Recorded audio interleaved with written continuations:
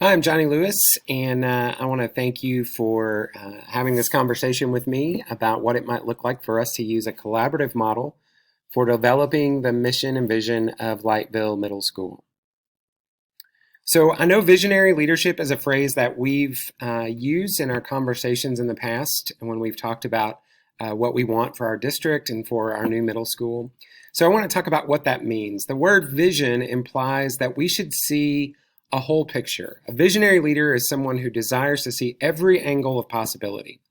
And for that reason, visionary leadership uh, implies that we need to see as much data and information as we possibly can from every stakeholder. Visionary leadership understands that my perspective as a principal, your perspective as a biology teacher, someone's perspective as the one who manages our building and facilities, someone's perspective as someone who leads athletics, the perspective of someone who's a curriculum specialist and someone who's a special education teacher, all of those are different and also important. And in order to see a full picture, we need to hear the voices and collect data from all of those stakeholders, including from people in the community. Visionary leadership invites people to imagine and to see, and it can be open to a variety of options, not just one. It stands in the future. And so, with that in mind, I want us to think about, because we're talking about developing mission and vision statements, what are mission statements? Mission statements are things that sometimes we assume are a waste of time or not something that we should put a lot of energy into. But a good mission statement is a research based description of a school's reason for existence. It includes descriptors of who the school serves, the community that they serve, the unique features that can include instructional style, goals, and location, and implies a knowledge of the community that you work with.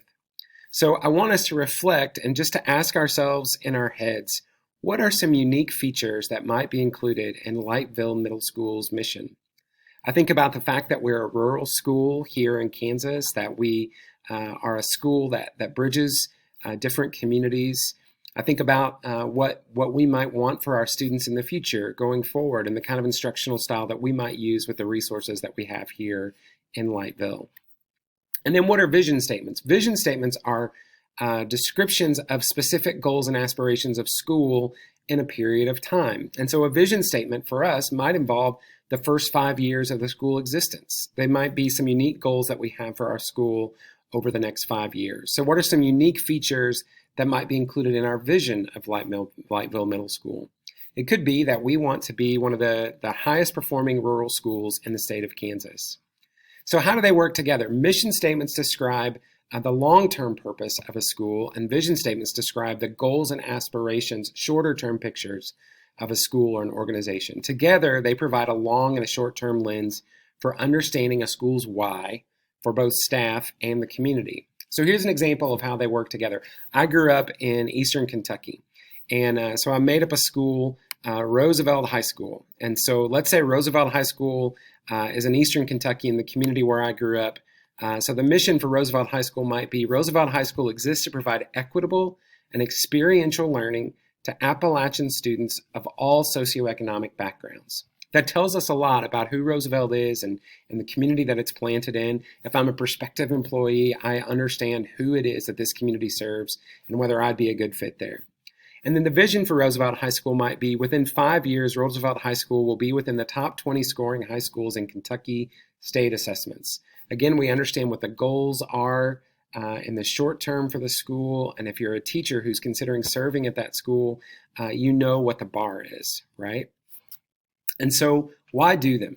Well, research shows that when that students take to heart and learn from the mission statements of a school. As an example, research from some business students found that students at schools with ethical content and mission statements went on to value ethical behavior in businesses that they developed after school. Vision and mission statements provide goal and identity clarity to employees. They show employees and staff that the school has expectations and is going somewhere, and they provide some parameters for the work that we do.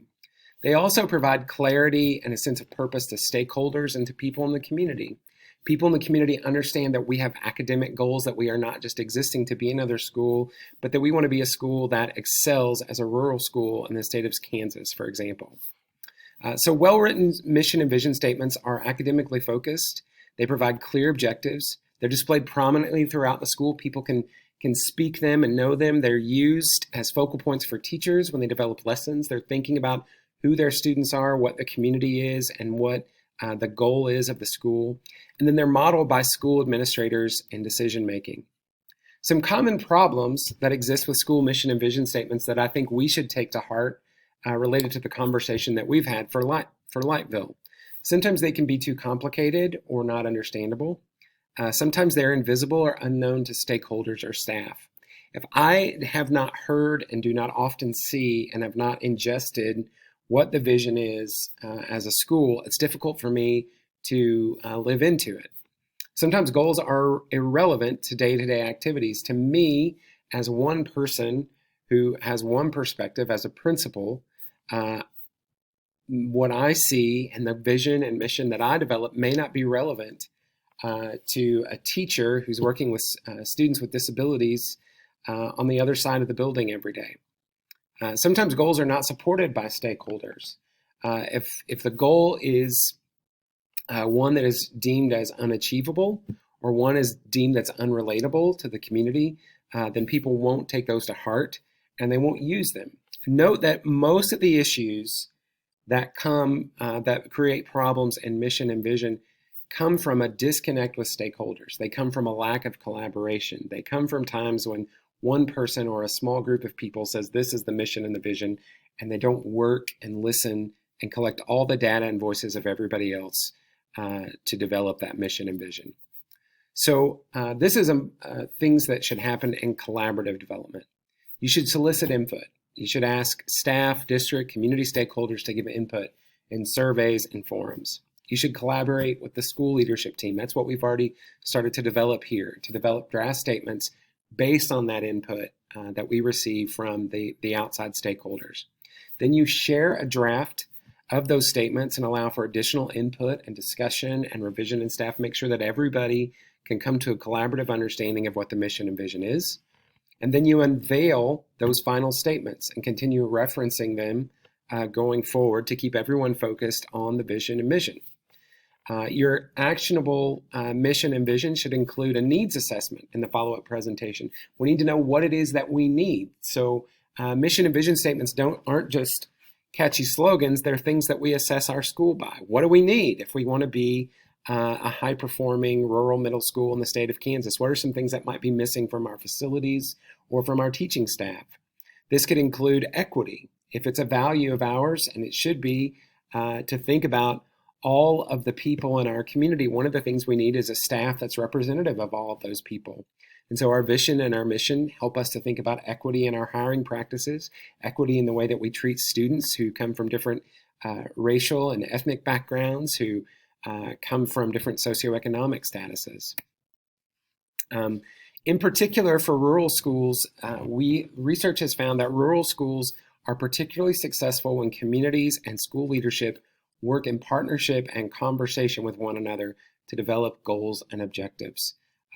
So to assume that a one-size-fits-all, much research and writing has been written about suburban schools, for example, or urban schools, or school improvement plans based on urban schools. And so when we think about our school and our unique community, if we aren't developing a vision and a mission that is unique to who we are and includes what our needs are, that's not going to transfer, and it's not going to be one that's successful for our school and our community. And so again, to review, why do we need to use a collaborative model? Collaborative models invite trust, and they invite the voices of the many experts, because all of us are experts in different perspectives related to our school, of a school's functionality, to share their experience, perspective, their ethical concerns and strengths, to build on together. Alternative methods, as we've reviewed, are not effective. A common issue in failed organizational processes is that a vision that is developed by one person or a small group is not shared by the stakeholders and is therefore not embraced.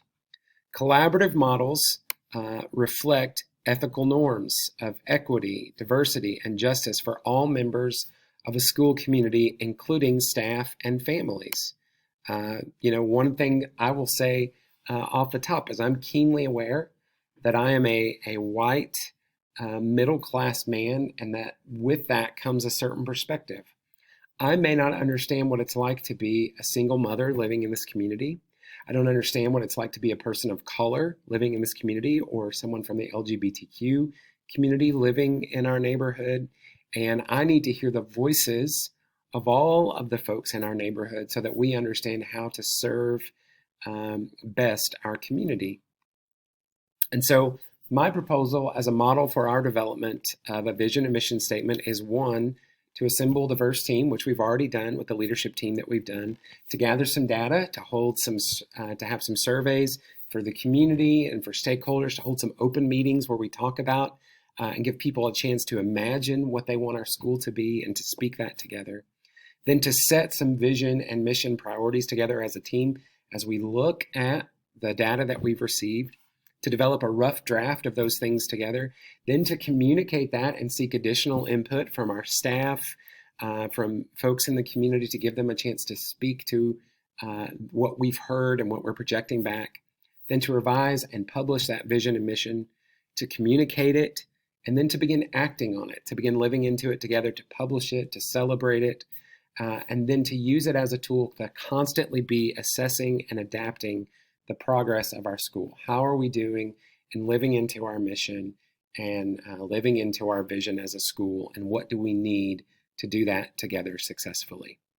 And so I hope that you can see from this presentation that it's important for us that not just any one person develop a vision and mission process for a school, but that it's something we invest time and energy in doing well, and involving all of our community and our stakeholders, so that we can start our school as a successful community-based school right here in Lightville. This lesson supports standard NLS 1 by creating a model based on research reviewed in this class for collaborating to develop and assess a mission and vision for a school. It is relevant and added to my learning by encouraging real-world processes for engaging leadership situations and for modeling a collaborative and holistic development of mission and the mission of a school. This assignment will influence my decisions as a future building leader by providing me with a developed process for rationalizing, communicating, and leading a school community in creating a collaborative and holistic vision and mission. Thank you for viewing my presentation.